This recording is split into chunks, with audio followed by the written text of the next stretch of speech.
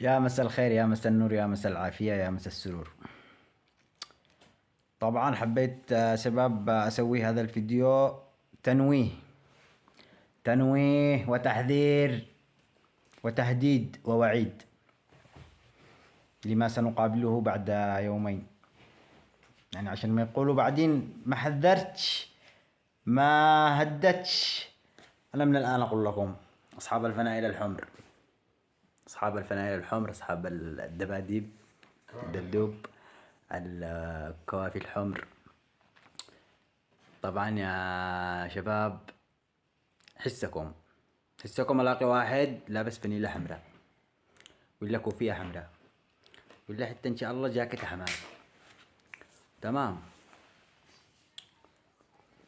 والله العظيم انا من الان احلف يمين ان انا لو لقيت واحد لابس فانيلة حمراء او اي شيء يرمز الى عيد الحب، ان انا شاحل الصندل وشحق شخطب الصندال.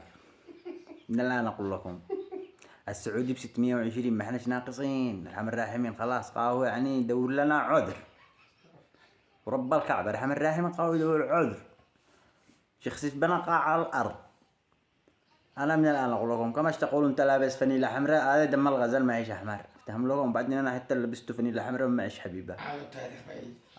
لا انا ما معيش حبيبة نهائيا. انا حبيبتي افتهم لكم يا جماعة الخير. فكل واحد قرص العافية. ارقدوا اليوم هذا، ارقدوا. اللي معه حبيبة، اللي معه عشعوشة، افتهم لك ارقد. لا اليوم الثاني والله لا جالس حارسي بالحارة، باب الزغط على الحارة كاها، جالس اترقب وترصد، بعدها حافظ لهم الحبيبين على واحد واحد.